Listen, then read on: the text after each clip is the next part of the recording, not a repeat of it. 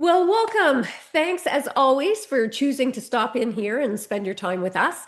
I always make a point of trying to give you really great value because I know that your time is valuable and I always appreciate when you choose to spend it here. And today you're going to be glad you did. We're talking about kissing frogs with confidence, negotiating love, boundaries, and self-worth in a dating world as a senior. And dating later in life can feel like navigating a swamp full of frogs. But today's guest is going to show us how humor, boundaries, and a little negotiation savvy can help you finally find your prince or princess. And we're diving into a topic I think that touches so many lives, but often doesn't get talked about openly, and that is dating later in life. So, whether someone's navigating dating after a divorce, a loss, or simply starting over, that landscape can really feel, well, complicated. And if there's ever a place where negotiation shows up in unexpected ways, it's in relationships, especially when you're re-entering the dating world with decades of life experience behind you. So our guest today is Dr. Victoria Vaughn. She's a retired educator, a lifelong learner, and found herself newly single at 55 after a 30-year marriage. And then what followed was a journey through the senior dating world that she describes as encountering not just frogs, but entire suitcases of baggage. So we're going to be talking a bit about her memoir, Oh, the Frogs I Kissed Before I Finally Found My Prince, which I love that title. I'm sure you do too. And in it, Dr. Victoria offers guidance for anyone navigating the modern dating pond, especially those who thought they were past it. So, Victoria, welcome to the show. Thank you so much, Cindy. Thanks for having me. Yeah, I'm looking forward to the conversation. I mean, we're hearing about great divorce, and certainly later dating is much more common, and yet we never talk about it. It's really so. Let's start with you, sort of at the beginning of this story, where, after 30 years of marriage, what was it like stepping back into the dating world at that stage? It was really quite a paradigm shift because I had always been identified as part of a couple. Yeah, And now all of a sudden I'm just single. yeah, And that makes for very awkward situations. Those people that knew us as a couple, yeah, or those people that, they would be having social events, and which one do I invite? yeah. So it was quite awkward. And another thing I found that other women didn't want me to be around their husbands. I guess they I thought, wondered I don't about have a that. husband anymore. I'm going to go after, yes, right. Yeah, I've heard That that. was awkward too. Right. Yeah. Well, before we But get into lessons and wisdom, I've got to ask you, who was the first frog that made you think, oh boy, this dating journey is going to be quite an adventure? oh, I only get one. I mean, there are so many. Okay, so what would happen, Cindy, is I couldn't meet people at my church because everybody was 30 years older than me. Yeah. Where I worked, they were all millennials. They were 30 years younger than me. So, of course, I did go to the dating sites, and I found that the free ones they weren't quite as great for me as those in Okay. which you pay a membership. The first one that comes to mind was a guy who's in here. I call him Hickey. Now, I didn't really know that much about dating online at the time, but I did post my picture and I did tell quite a bit about myself. He didn't post a picture. So he was very, very funny though. He would make me laugh. It was really great. But I decided that I was going to meet them in a public place, usually a Barnes and Noble, because I love to read. And I figured, hey, if it didn't work out, I'd get a book and go home. So we go to the Barnes and Noble, and I'm circling around the clearance table, and I'm looking for George Clooney's first cousin, because that's how he described himself. I don't see George Clooney's first cousin. I do see a guy way back in Self Improvement leaning against the wall with a cane. He didn't say he had a cane. But Yeah. anyway, I picked out a book, and I'm going to go pay. And he comes up, Tori. I call myself Tori in the book. Hi. And so there before me was the love child of Alfred E. Newman from Mad Magazine and Andy Griffith. Uh, Pretty far removed from the George Clooney tree. Yeah. But I thought, okay, this is George Clooney in his mind. But anyway, he was an architect, but he was recruiting architects at the time. And it was about 4:15. He said, can we go get something to eat? I'm starved. There's a cafeteria down here. Yeah. I was thinking, oh, cafeteria, Yeah. Way to romance. right? Well, so we're there, and he gets one of everything. I mean, an entree, dessert, several sides. I think I got a salad and a piece of chicken. Oh no. But so we're sitting there and he's talk about negotiating. He had it down pat. Huh. Because it comes time for us to leave, and he's tapping on the receipts on the table. And so I said, I'll just take my receipt. And he said, "Oh, you're not going to pay for mine?" I said, "Well, Wow. I only have like $5 on me. I had at the time I had one credit card and my debit card." And he said, "Oh, you're a college dean. Don't they pay you enough up there?" And Jeez. I know. And I said, okay, I'm happy to pay for yours too. So I'm in line paying. I'm going to pay. I'm Yeah. licking my purse, and all of a sudden he's just too close for comfort, but he reaches back and grabs my hair and gives me this big old hickey in the back of my neck. I Oh said, my "What are gosh, this is like the date from you doing?" hell. And of course, the guy taking the money was just laughing hysterically. And I said, "Are you you're a grown man. Come on, nobody does that. Get Yeah. away." Oh So my that was my gosh, I'm shocked you dated at all after that experience. That's me crazy. too. My gosh. Now, one of the things that struck me as we were just I was gearing up for our chat today that dating really is a form of negotiation, right? And it Right, doesn't get thought of in that way. It's about expectations, clearly, right. which were not Hmm. met in that case, and honesty and boundaries. He ended Hmm. up not being George Clooney. He clearly breached your boundaries. Oh yeah, How did you find negotiation showing up in your dating journey? that's a great question. It's always, do you want to go here? Do you want to go there? I want to go here. Where are we going to go? What are we going to do? Da, da, da, da. It's real funny because whenever you're a senior, the dating pond is full of frogs, even when we're in high school. Yeah. The dating pond for seniors is more like a puddle.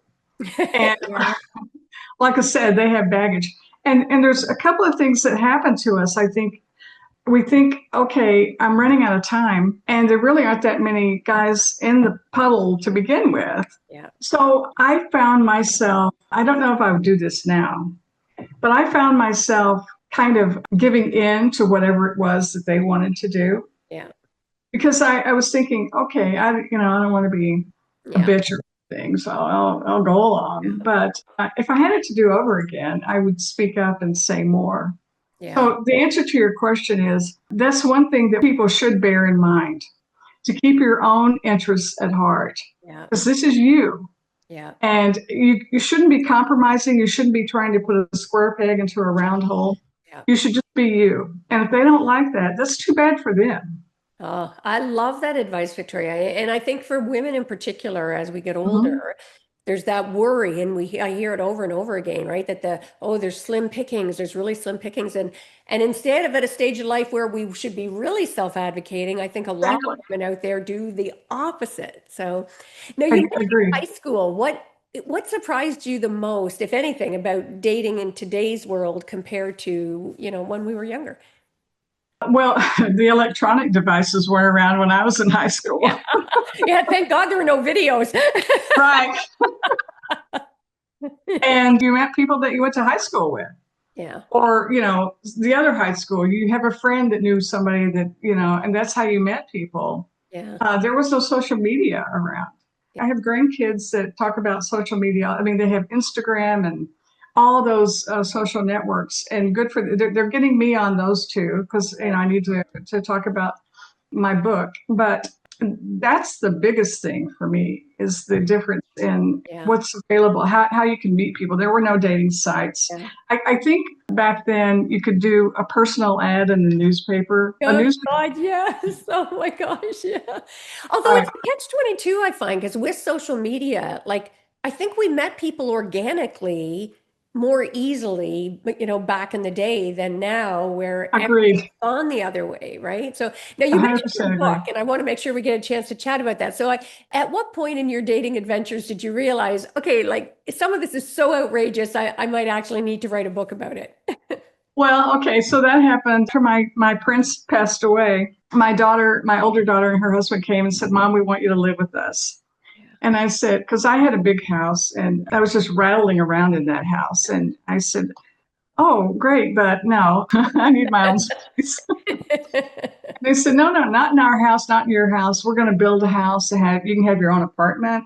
Yeah. You can have your living room, your bedroom, a bathroom, just a pocket door away from us. And I said, okay, I'm not going to be your cook, your chauffeur. I'll do it on emergencies. Yeah. Certainly, we're family, but I'm not every day. I'm too independent for that. Okay, okay. To get to the answer, I was sitting in my little apartment after we'd moved in, and I was thinking, oh, I wish you were here. And I really had to go through a lot of frogs to find you. And, what happened back when I was doing all this, I'm a journaler. I would journal it. Yeah. And I happened to find those whenever we were downsizing the house, getting ready I got rid of so much stuff, but I didn't throw those away. I'm not sure why, but I'm glad I didn't Yeah. because I started writing down these stories and then I'd look them. Oh, yeah, that's what he looked like. Oh, yeah, that was the conversation. Yeah. So I got about 10 or 12 of them done and I gave them to a friend and she said, this is really funny. You ought to publish this. Yeah. And I said, oh, I don't know, thought about that, but I did. So I'm glad I Yeah. did. Yeah. I wish I would have had this book when I started this. Exactly. Now, your book introduces us to quite a cast of characters, right? You've got everything from narcissists to cheaters to people who, talk endlessly.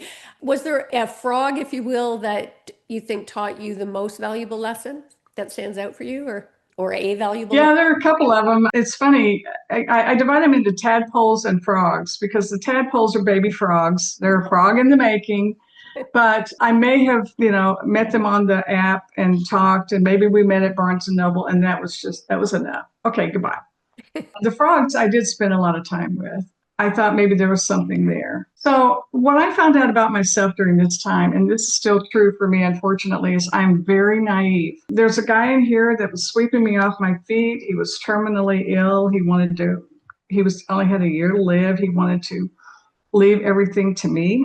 Fortunately, I had the fortitude to do some things. I don't want to give too much away, but it didn't work out because of my investigation. And Okay. then, of course, the cheater, I did learn to pay attention to the signs because he was clearly giving me signs that he was cheating, but I was too naive to see it. Okay. I don't think I wanted to see it. Yeah. I think I wanted to think, oh, thank you, Lord. This is my lover. This is my prince. No, even my daughters said, no, Mom, he is not for you. So I learned to listen to them too. Yeah. And What? they loved my prince. Aw. Oh, I'm glad you found him. Although you raise an interesting point too, that sometimes other people can have a better perspective than we do when we're in the middle. Whether negotiating in the dating scene or frankly in any negotiation, sometimes we lose perspective Right. while we're in it, right? Now, Absolutely. It's so true, because they're not as involved with it. They have more of an objective opinion. And yeah, I did learn too to trust my family. Not, it kind of depends. If a friend was telling me, oh, yeah, he's great for you, if that friend had my best interest at heart or not, I learned to discern that difference yeah, too. yes, Oh, but I always listen to my family. yeah, nice. Now, humor is a big part of how you tell the stories, which makes it so. And again, for our listeners, Hmm. it's a great read because of that. It's very funny, tongue in cheek, but with some serious Hmm. messaging. How important do you find that humor is when navigating, awkward dating experiences? I've always said that if you have a great sense of humor and get my corny jokes, I'm probably going to like you. But in this case, you really had to have a sense of humor because sometimes I couldn't believe what I'd gotten myself into. And I will say this too. I could very well have been the frog to some of these guys. I mean, it goes both ways. For a great match in heaven to happen, he has to be your prince and you have to be his princess, Yeah. or vice versa. This is a princess, prince. Anyway, but what was I saying? What was your question? Oh, sense of humor, sense of humor. Yes. Yeah, that's what got me through most of the time because I'd go back in that journal and it's funny whenever I would journal. Oh, this is the one. Thank you. This is my prince. And then maybe a week later, well, he said such and such, and then maybe 2 weeks. Well, there was starting to be chinks in the armor. I was starting to see the warts. Yeah. It was time for me to make my move. Yeah. Well, and you just said that tweaked for me about boundaries too, because our Hmm. tolerance for certain things, I think, becomes less. At this stage of life, we know more about whether it's ideology, frankly, or whatever, which can matter. Hmm. Did you find that boundaries became more important dating later in life? What are your thoughts on that? I did because one of the boundaries that I had, it was kind of a non-negotiated. Yeah, If they had a lot of debt, yeah, because I was out of debt. I didn't have any debt. That's why I only had one credit card and my debit card and very little cash on me, although I was capable of carrying more cash because I did have cash. But yeah, if they had been so irresponsible as to get all this debt to cash in their 401k for a boat or something, yeah, I thought, I'm not going to take on your debt. This is not my responsibility. yeah, And so that was non-negotiable. yeah. They had to be. It was no finance, no romance. Date your wage, etc. I love that. And why do you think those financial conversations become even more important later in life? I think it's because it's kind of an admission bad choices. I made mistakes. I'm having to live with these mistakes. Yeah, I don't think people like to own up to that. yeah, But I pretty much made that clear. If you have a lot of credit card debt or any kind of debt, you go fix that and then you can come back. yeah, But don't look to me to bail you out because I'm not going to do that. yeah. So and that's when they would take their leave. Yeah. Well, and I love that you said it was non-negotiable. And for our listeners, notice how Victoria just framed that, right? Like that was very clear. None of the Hmm. hedging that we often do, especially as women, right? Because we're taught don't Hmm. rock the boat, don't whatever. We don't advocate for ourselves. So I love how you modeled that there, Victoria, for like Hmm. that. Thank you so much. There was clarity around that, right? There's no misunderstanding or ambiguity for somebody on the other Hmm. side of that. So, I mean, finance, we're talking about what other practical conversations do you think that couples should be having before they start taking those next steps or getting serious? I think they have to be totally honest with what their intentions are. Because whenever you go on a dating site, especially nowadays, I think, I don't remember this so much back then, but they might say, I'm looking for casual, like you can be my plus one, Yeah. or I'm looking for long term commitment, or I'm looking for a booty call. Yeah. Lots of those guys out there. Yeah. So if I think you have to be clear about that. What are your intentions? I also think it's important to talk about those taboo issues like religion and politics Yeah. Yeah. because that's part of who you are. Yeah. And if I'm a Democrat and you're a Republican, Yeah. dyed in the wool, etc., I can't see. If Yeah. I'm a Christian. I Yeah. don't force that down anybody's neck, but I can't see myself dating somebody who's not Christian Yeah. or accepting me anyway. So, And a lot of that's about knowing yourself, right? And I think right. often and as women in particular, although applies across the board, but I think we are so conditioned to define ourselves based on what other people want of us, what other people expect of us, and fitting that mold that we don't even know ourselves well enough. And again, not to get into politics, but I think it's timely, and for our listeners today in particular, I think today it really even transcends political party because it's sort of beyond ideology. I mean, there's just such a divide about Definitely. a person, if you will, Hmm. right? And how people Hmm. view it that, you see families splitting up over the great divide here. So You do. definitely Hmm. something interesting to have. Now, you talked about being honest, and I think, and I love the time back to the George Clooney story, which just cracks me up. I figured maybe he thought his humor was like George Clooney. I don't know, but I think a lot of people struggle with honesty in dating profiles, right? So, Hmm. Oh, how do you, absolutely. yeah, and how do you balance that authenticity with, on the one hand, with putting your best foot forward? Do you have any tips about that or thoughts? Well, again, I think it's important to post a current picture, Yeah. not one of you with 25 other people, and I'm in the back row. Look at me. No, no, no. Or one that's 20 years old. Right, exactly. Yeah. I always did that, and I was pretty much put out there what I was expecting, which was a longer term relationship, not a booty call, not a plus one, what my politics and religion were. And because here's the thing, Cindy, it's part of that negotiation. They're going to accept you, warts and all. If Yeah. those are warts for them, Yeah. they certainly would be warts for me. So Yeah. if we didn't have an agreement on that. Yeah. And I'm not saying that you have to agree on every single thing. Yeah. I'm just saying that you have to be like, for example, my prince and I we met through eHarmony. Yeah. And eHarmony makes you do a very intensive questionnaire. We were compatible on 85% of the Wow. things that they talked about. Yeah. That's pretty cool. That's amazing. Yeah. I bet most married couples today wouldn't hit that threshold if they did it. That's Right. hilarious. Right. Yeah. Yeah. Yeah. That's why it was such a great match. Nice. Yeah. Now, what advice would you give for someone, if one of our listeners is out there feeling hesitant about dating again, what advice would you give them? I would say you be you. I would say forgive yourself for all the past stuff that you've done that you're kind of ashamed of, because there's Nice. quite a few skeletons in my closet here. And Yeah, I like that. I would say take care of yourself. Just because you get older doesn't mean you have to resign yourself Yeah. to the fact that you're old. You don't have to look old. You don't have to act old. You can just, get up and get your nails done, get your hair done. And for the men too, it's surprising to me. There was one guy that showed up. He'd been cleaning out his garage all day and he didn't even bother to take a shower. He had on flip flops. And I thought, oh my God, why? He was at the Barnes and Noble. And I thought, I would definitely walk away today. But because of that, what was going on in my head? Well, the pond isn't that big.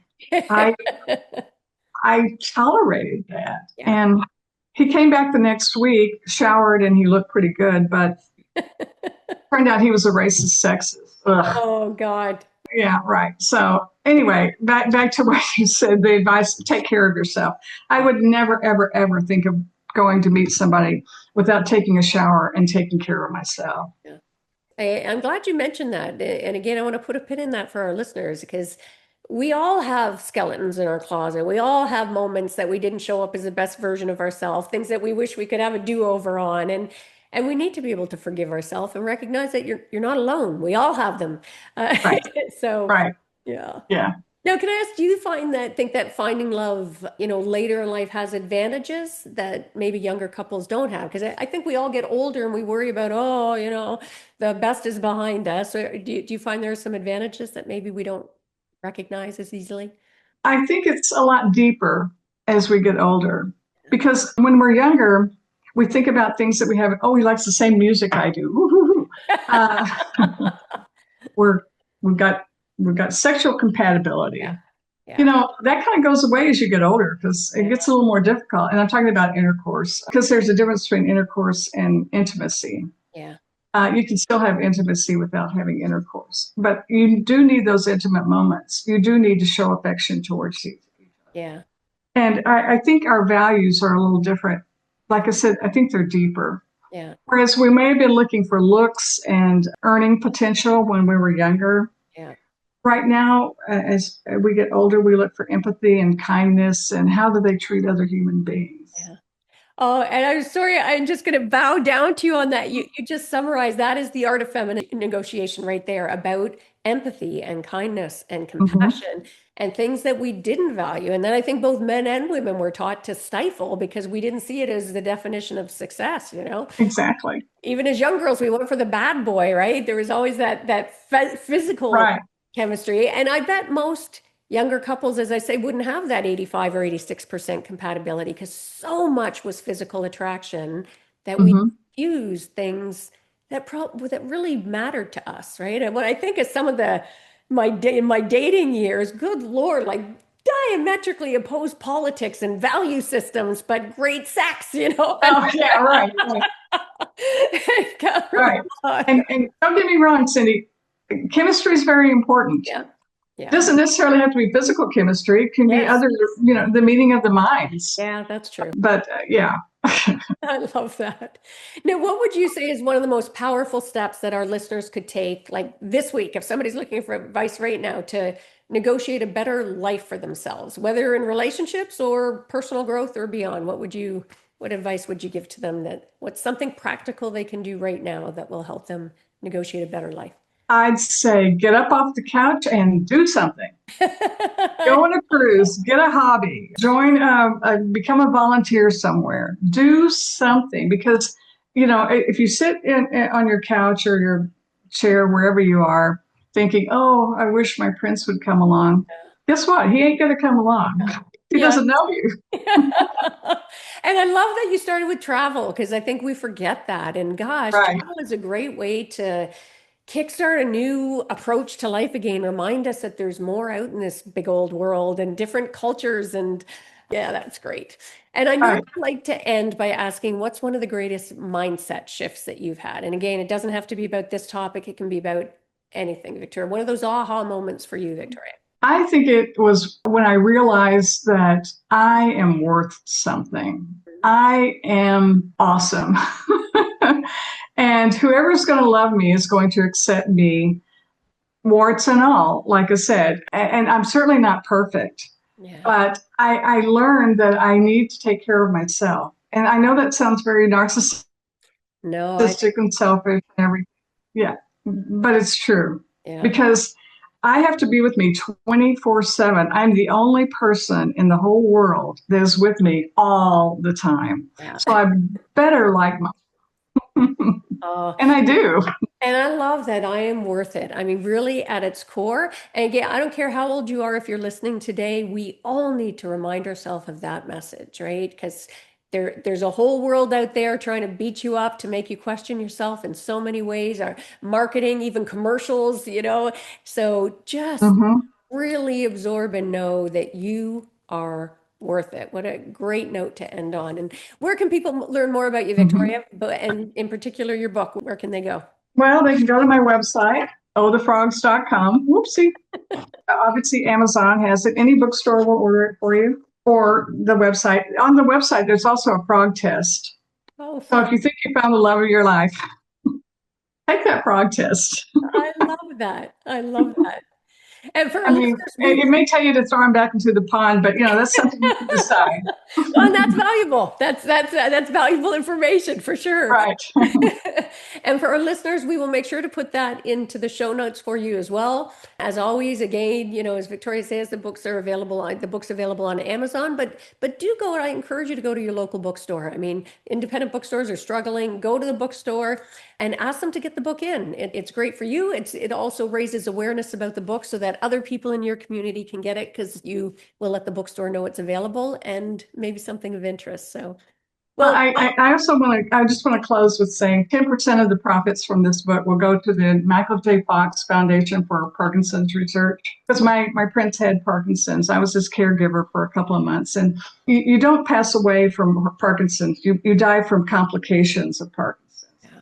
But it's a very progressive disease. It never gets better, it only gets worse. And Oh, Michael J. Fox's foundation has done phenomenal work. has. Yeah, he has. And I love that you put your money where your mouth is as well. So again, go get the book for our listeners and know that 10% of the profits from that book are also going to be going to a great cause, which is lovely. And Victoria, this has been such a fun and insightful conversation. Thank you. Dating later in life can feel daunting, but I think your stories remind us that humor and wisdom and maybe a little willingness to learn along the journey can make all the Mhm. difference. So thank you again for joining us today, Victoria. Thank you so much for having me, Cindy. God's blessings. Yes, likewise. And for our listeners, thanks for tuning in today as always. And if you found value here, make sure to subscribe and pass this episode along to others in your orbit who are maybe ready to show up a little differently and who can get some value out of this. Give the gift of sharing. And if you happen to be seeking deeper support, whether one-on-one, in a group, or through self-paced learning, I'm here. Visit artoffemininenegotiation.com to explore your next step. And remember, negotiation isn't a skill that you switch on and off. It's a way of moving through the world. So move with intention, move with integrity, and negotiate your life on purpose. Until next time, take care.